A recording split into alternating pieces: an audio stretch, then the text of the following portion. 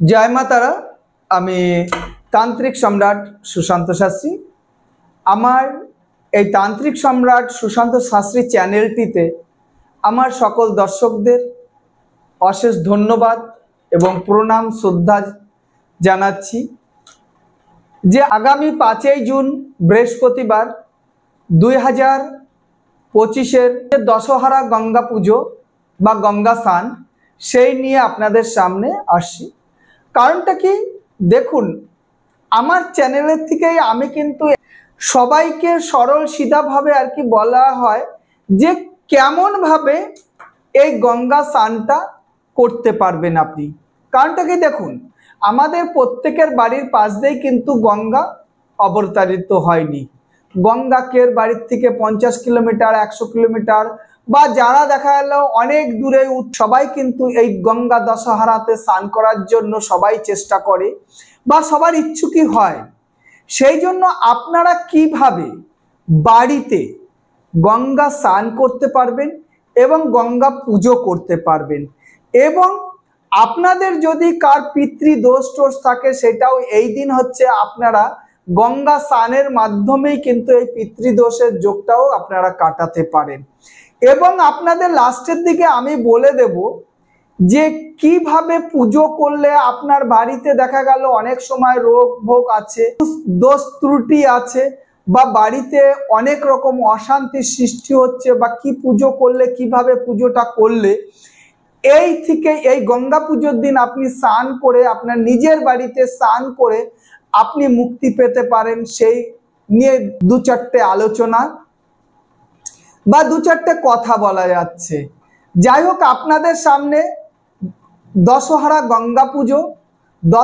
গঙ্গা পুজো হচ্ছে 4 তারিখ বুধবার রাত্রির 1টার পরের থেকেই স্টার্ট হয়ে যাবে, কিন্তু তখন তো অনেক রাত্রে মধ্যরাত্রে হচ্ছে এই গঙ্গা দশহরা শুরু হচ্ছে। এই গঙ্গা দশহরাতেও রাত্রে 1টার সময় গঙ্গায় গিয়ে স্নান করাটা তো আমাদের ঠিক না। তারপরের দিন আপনারা বৃহস্পতিবার আপনারা সারা দিন পাচ্ছেন, বৃহস্পতিবার সারা দিন কিন্তু গঙ্গা পুজো থাকছে, বৃহস্পতিবার গঙ্গা স্নানটা আপনারা পাচ্ছেন কিন্তু সারা দিন। সেই জন্য আপনারা সকালের দিকে মানে সূর্যর পূর্বে থাকাকালীনই আপনার গঙ্গা স্নানটা করতে পারলে সেটাকে খুব ভালো হয়। যেরকম সকাল 6টার থেকে দুপুর 1টার মধ্যে আপনারা যদি 12টার মধ্যে যদি আপনারা গঙ্গায় গিয়ে স্নান করতে পারেন সেটা খুব শুভ সময় হবে। এই না যে আপনাকে রাতে স্নান করতে হবে বা সন্ধেবেলা স্নান করতে হবে, সেটা না। যাদের দেখা গেল পিতৃদোষ আছে তারা গঙ্গা স্নানের গিয়ে ওইখানটায় অনেক পণ্ডিতজিরা থাকে, তাদের কিন্তু ওইখানটায় গিয়ে মন্ত্র তন্ত্র করে, যেখানটায় হচ্ছে বৈদিক মন্ত্র পাঠ করে সেখানটায় হচ্ছে মাথা মুন্ডন করে তারা কিন্তু পিতৃদোষও কাটাতে পারেন। এবং গাভীকে দান করেও কিন্তু আপনারা হচ্ছে আপনাদের পিতৃদোষ কাটাতে পারেন। দেখা গেল কি আপনি গঙ্গায় যেতে পারছেন না, কিন্তু গঙ্গা স্নানের ইচ্ছা আপনার আছে, আপনি কি করে গঙ্গা স্নানের যে মানে মাহাত্ম্যটা আপনি কি করে পাবেন? সেই জন্য হচ্ছে আপনাকে কি করতে হবে, হ্যাঁ, আপনার বাড়িতে কিন্তু আগের থেকে একটু গঙ্গা জলের প্রয়োজন আছে। আপনি পুকুরের জল দিয়ে তার সঙ্গে একটু আপনি গঙ্গার জল মিশালেন, এবং আপনাকে কিন্তু 1 পোয়া মানে আমাদের যেটা হচ্ছে বলি 1 পোয়া মানে হচ্ছে 250 গ্রাম, 250 গ্রাম কিন্তু গরুর দুধ ওর সঙ্গে দিতে হবে। একটু গঙ্গার জল, 250 গরুর দুধ এবং একটু কালো তিল দেবেন, এবং তার সঙ্গে তুলসী পাতা। কালো তিলটা কিন্তু নিশ্চিত দেবেন। জলের মধ্যে যদি আপনি পুকুরের জল হোক বা কলের জল হোক, যে বালতিটার মধ্যে আপনি স্নান করার জন্য জলটাকে করবেন তার মধ্যে একটু দুধ, একটু কালো তিল, তুলসীর পাতা এই দিয়ে আপনি কিন্তু স্নান করতে পারেন। তো তার মধ্যে একটু সাদা ফুল দিতে হবে। সবসময় গঙ্গা পুজো মানে গঙ্গা মাকে কিন্তু আমরা সাদা ফুল এবং গাঁদা ফুল দিয়ে পুজো করে থাকি। সেই জন্য গঙ্গার মাকে হচ্ছে সবসময় গঙ্গা মা হচ্ছে শ্বেত বস্ত্র পরিধারণ করে এবং সাদা ফুলকে কিন্তু সে খুব পছন্দ করে। সেই জন্য আপনারা ওর মধ্যে একটু সাদা ফুলও কিন্তু আপনারা দিয়ে দেবেন, এবং যখন আর কি স্নানটা করবেন তখন কিন্তু নিশ্চিত আপনারা মানে কমসে কম আপনারা 10 মগ জল, মানে যেটা একটা ছোট পাত্র হোক, যা দিয়ে হোক, যে বালতিটার মধ্যে আপনি গঙ্গার জল তৈরি করছেন, সেই সময় কিন্তু আপনি মিনিমাম 10 মগ জল আপনাকে কিন্তু মাথায় নিতে হবে। এবং যখন আপনি আপনার মস্তকে গঙ্গার জলটা, মানে আপনার যে তৈরি করা গঙ্গার জলটা, তখন কিন্তু আপনাকে মনের মধ্যে সবসময় হর হর মহাদেব, হর হর মহাদেব, হর হর গঙ্গে, হর হর মহাদেব, হর হর গঙ্গে কিন্তু বলতে হবে।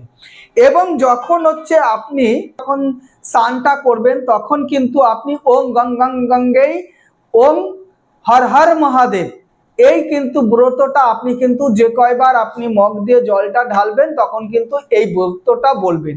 এবং আপনি তারপরে আরেকটা মন্ত্র উচ্চারণ করতে পারেন, ওম নমঃ শিবায়, ওম নারায়ণী দশহারায় গঙ্গায় নমঃ, ও ওম নমঃ শিবায় নারায়ণী ওম দশহারায় গঙ্গা দেবী নমঃ। এরকম করে কিন্তু আপনি 10 বার আর কি আপনি এই মন্ত্রটাকে উচ্চারণ করতে পারেন। উচ্চারণটা আপনি আবার শুনে নিতে পারেন, ওম নমঃ শিবায় নারায়ণী ওম দশহারায় গঙ্গায় নমঃ।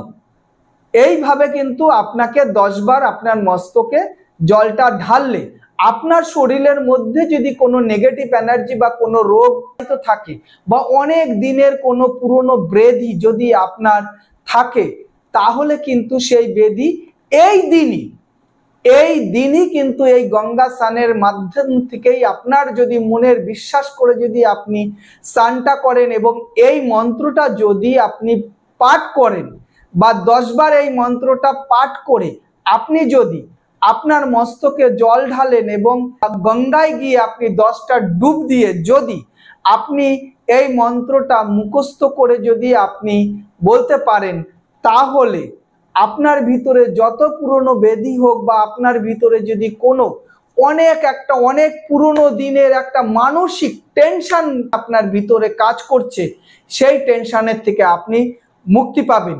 আমি আমার ডিসপ্লেতে এই মন্ত্রটা আমি লিখে দেব, আপনারা সবাই মুখস্থ করে নেবেন।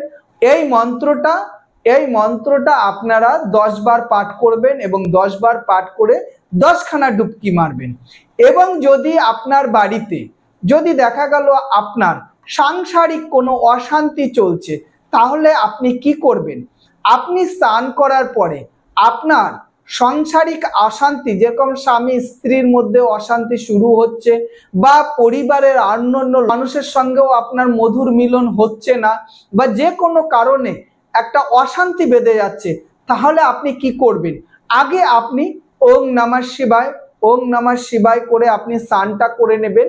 তারপরে আপনি স্নান করে শ্বেত বস্ত্র পরে, সাদা রঙের বস্ত্র পরে আপনি যে কোনো শিবালয়, সে আপনার বাড়িতেও যদি শিবলিঙ্গ থাকে তাহলে আপনি আপনার বাড়িতেও করতে পারবেন, এবং কোনো মন্দিরে যদি শিবলিঙ্গ থাকে সেইখানটায় গিয়ে আপনি দধি, দুধ, ডাবের জল এবং তার সঙ্গে একটুখানি মধু দিয়ে, এবং মনে রাখতে হবে সেই মধুর সঙ্গে একটু কালো তিল, সেইটা দিয়ে আপনি শিবলিঙ্গটাকে ভালো করে মন্থন করে, তারপরে আপনি আপনার কলের জল হোক বা পুকুরের জল হোক, তার সঙ্গে একটু দুধ, তুলসী পাতা এবং গঙ্গার জল মিশিয়ে তার মধ্যে একটু কালো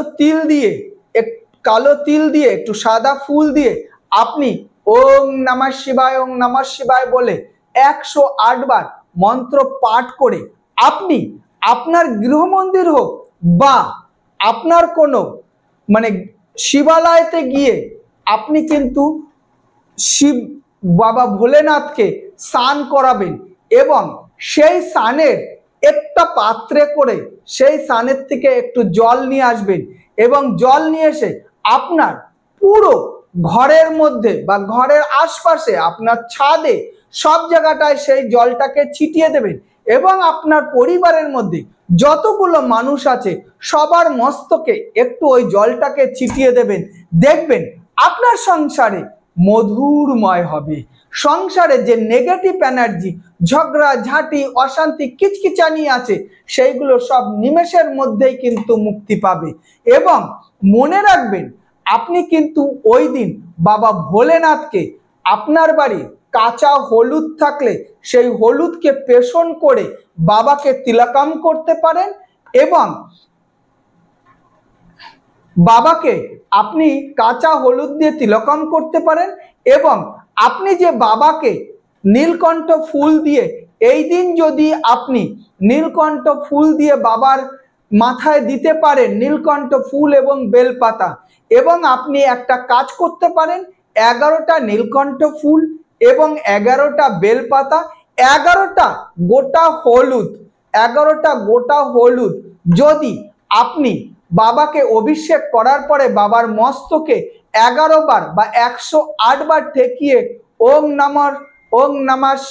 নমঃ শিবায় মন্ত্র পাঠ করে যদি আপনি ওই হলুদ একটা বস্ত্রের মধ্যে ওই 11টা নীলকণ্ঠ ফুল 11টা বেল্লপত্র 11টা হলুদ যদি আপনার ঘরে বা আলমারির কোনো ক্যাশ বাক্সে বা লকারে আপনি রেখে দিতে পারেন, আমি গ্যারান্টি সহিত বলছি আপনার ব্যবসা বাণিজ্যতে যদি কোনো রকম কোনো অসুবিধা থাকে বা ব্যবসা বাণিজ্যতে লস হচ্ছে, দীর্ঘদিন আপনি লসে রান করছেন, আপনি অনেক লোককে টাকা পয়সা ধার দিয়েছেন কিন্তু আপনি সেই টাকা পয়সা তাদের কাছ থেকে আনতে পারছেন না বা ফেরত পাচ্ছেন না, আপনি যদি এই ক্রিয়াটা করে আপনার লকার বা ক্যাশ বাক্সকে আপনি যদি অর্থটাকে ফেরত আসতে বাধ্য হবে এবং আপনার ব্যবসা যদি মন্দা চলে তাহলে নিশ্চিত আপনার ব্যবসা খুব ভালো চলবে। আর সম্পূর্ণ ভিডিওটা দেখার জন্য সবাইকে অশেষ ধন্যবাদ। পারলে আমার ভিডিওটাকে সবাই একটু লাইক শেয়ার সাবস্ক্রাইব করে দেবেন এবং আমি যে ছোট্ট ছোট্ট টোটকাগুলো আপনাদের দিলাম এইগুলো কিন্তু পৌরাণিক টোটকা, এইগুলো ভাববেন না যে আমার মুখের কথা। এই পৌরাণিক টোটকাগুলো আপনি বা আমি অনেককেই প্রয়োগ করে আজ অনেকেই উপকৃত হয়েছে।